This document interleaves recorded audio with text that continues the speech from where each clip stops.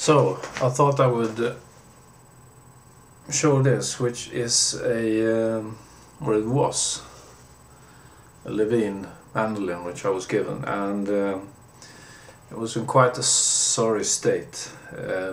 Basically what was wrong with it was that the neck was snapped and the headstock was completely missing, so no tuners. The fretboard was broken as well, and there was a piece of the soundboard missing, and most of the binding on this side had been ripped along. So I don't know if someone had dropped it or something, but it was in quite a state. The back bracing was loose, was rattling around inside the mandolin, and the top bracing was hadn't come off, but it was loose inside. So what I had to do was take off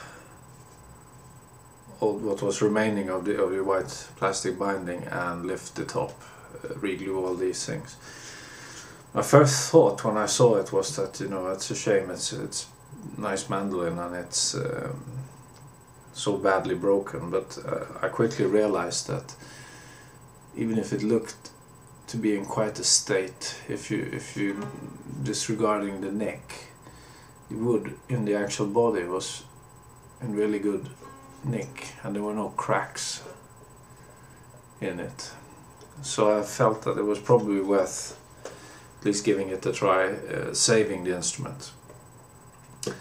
And I also had to make a completely new neck and headstock.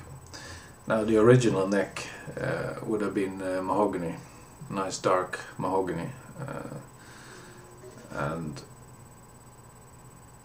the faceplate would just have been mahogany as well, with the Levin logo on it. So I made it in birch, and I put on oak faceplate. So I reckon, since it's a Swedish mandolin, and birch and oak, it's kind of the woods we have around here, so it suited the style. The fretboard is not original. Levin's did not make with 0 frets on it. The fretboard is actually off an old 1970s Japanese plywood mandolin. But I measured the distances between the frets and it was bang on, so I thought I'll just use that instead.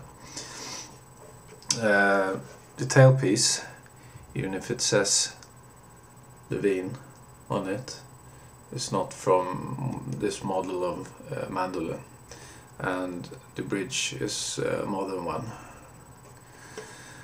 So I'll include a link down here if you want to sort of delve a little deeper into the Levin history, and there's also a list of all the various instruments that they built. But I'll give you a sort of shortened version of it. Herman Karlsson, he was called. He was a cabinet maker from Gothenburg. When he did this, in those days when you did your apprenticeship, when you became a journeyman, as they said, you were allowed to take on another surname, which would then be used as your brand name if you want, for your future business, if you chose to start one.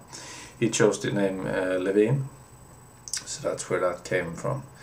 He went to New York 1890 something, where he worked for a company mainly finishing guitars.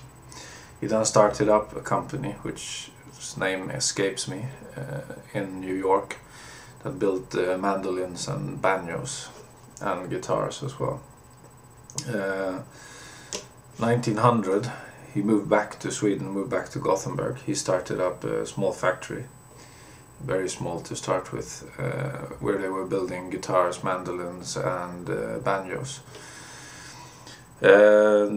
First 20 or 30 years up until about the 30s sometime. They built mainly bowl-back mandolins, and after that they started with a big influence obviously of the American style with, you know, Gibson and the like, started making what we consider sort of modern mandolins.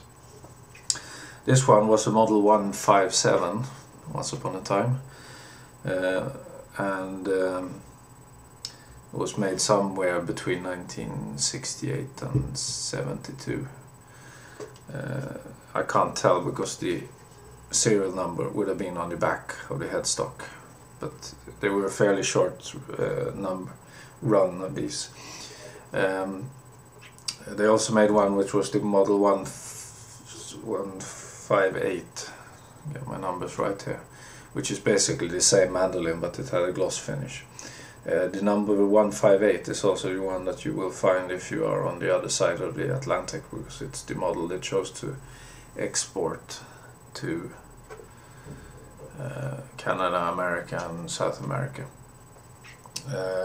Levin mandolins will sometimes you'll come across them if you're living in America or Canada. You'll come across them as Goya, which is a brand they chose for why I don't know.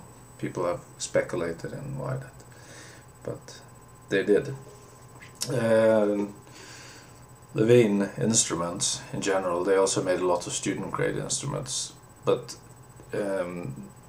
the ones that they made, solid wood ones like this, which is solid mahogany and spruce top, were very nice instruments indeed, and are very nice instruments still to this day.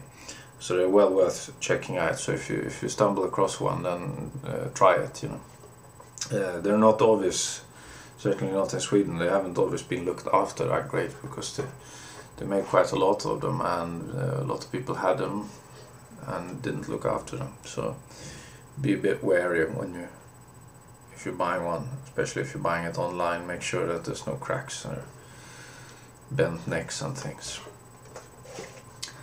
So that's it. You'll also see that they made some really high class mandolins if you take a look at that page right up to the Aristocat, which is a double Florentine cutaway, all singing, all dancing one, which aren't that rare actually, but they have gone up in price the last few years quite considerably. So, thanks for watching, take care, bye bye.